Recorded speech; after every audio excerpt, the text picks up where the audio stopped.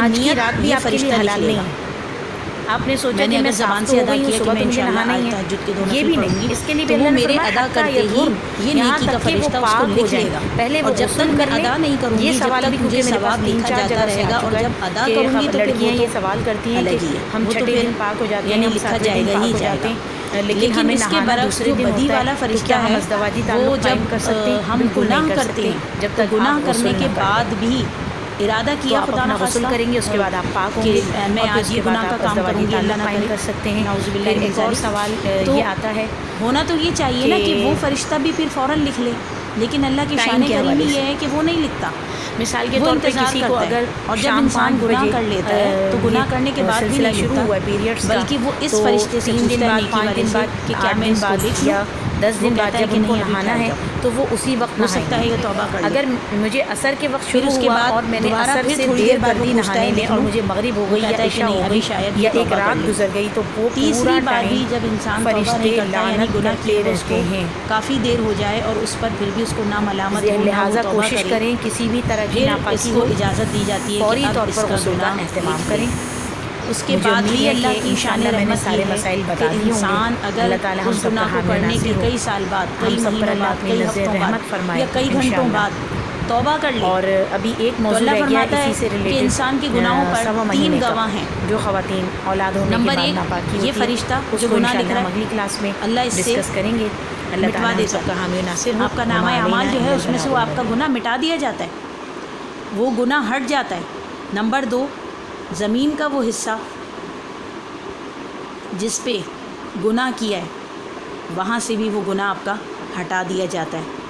Number 3 آپ کے اعضاء جنہوں نے وہ گناہ کیا ہوتے ہیں وہاں سے بھی وہ ہٹا دیا جاتا ہے، بھلا دیا جاتا ہے، سوائے اس کے کہ انسان گناہ کرنے کے بعد خود کسی کو بتا دے۔ اس لیے منع کیا کہ اپنے گناہ کی تشہیر مت کرو۔ آپ نے ایک گناہ کیا، آپ نے کوئی گانا سنا، کوئی مووی دیکھی، کوئی آپ نے اور گناہ کی بات کی اور اس کے بعد آپ نے کسی کو اس پہ گواہ بنا دیا، آپ نے خود کہہ دیا کہ میں نے یہ کام کیا ہے۔ اب اللہ تو ان تینوں جگہوں سے ہٹا رہا ہے، مٹا رہا ہے، لیکن آپ نے اپنا ایک گواہ خود بنا لیا۔ لہٰذا بتایا گیا کہ جب آپ کوئی گناہ کریں تو اس کی تشہیر نہ کریں، یہ بتائیں نہیں کہ میں نے تو آج یہ کیا ہے۔ جیسے آج کل ہم اسٹیٹس پہ کر رہے ہوتے ہیں، ہم جو کام اپنی تنہائی میں کر رہے ہوتے ہیں، جو ڈانس، جو گانا، جو ناچ گانا، جو بےہودگی ہم اکیلے میں کرتے ہیں، اس کو ہم باقاعدہ اسٹیٹس بنا کے، ٹک ٹاک بنا کے ہم لوگوں میں تشہیر کر دیتے ہیں، جس سے ایک نہیں بلکہ کئی سو ہمارے گواہ پیدا ہو جاتے ہیں۔ کل قیامت کے دن جب اللہ اپنی شان کریمی سے اپنے بندے کو جنت میں داخل کر رہا ہوگا تو وہ سارے گواہ کھڑے ہوں گے کہ اے اللہ اس کے تو اس گناہ کے ہم بھی گواہ ہیں۔ لہٰذا اگر خدا نخواستہ ہم سے جو گناہ سرزد ہوئے ہیں ان کی پہلی فرصت میں ہم توبہ کریں۔ شان رحمت سے اللہ کی رمضان کا مہینہ چل رہا ہے، الحمدللہ عشر مغفرت کے اندر ہم ہیں۔ آج میری انشاءاللہ کوشش ہوگی کہ رمضان کے حوالے سے بھی ایک کلاس جو ہے وہ الگ سے بنا کے میں ڈالنے کی کوشش کرتی ہوں۔ میری نیت ہے، ارادہ ہے، آپ دعا کیجیے اللہ تعالیٰ مجھے استقامت عطا فرمائے انشاءاللہ۔ تو یہ آج کا ہمارا موضوع تھا کہ ہم جب سلام پھیریں تو ہماری نیت ہوگی کہ ہم کرامن کاتبین کو سلام کر رہے ہیں، اور ہماری نیت ہو، کوشش ہو، ارادہ ہو، دعا ہو کہ اے اللہ ہمارے سیدھے ہاتھ والے جو فرشتہ ہے اس کی کتاب بھر جائے، نیکیوں سے بھر جائے، ہمارے نیک اعمال سے اس کی کتاب بھر جائے، اور جو ہمارا الٹے ہاتھ والا فرشتہ ہے اس کی کتاب میں ہمارے جو گناہ لکھے ہوئے ہیں، جو غلطیاں لکھی ہوئی ہیں، اللہ ان کو تو مٹا دے۔ آمین اللہم آمین، وما علینا الا البلاغ المبین۔ جزاک اللہ خیر۔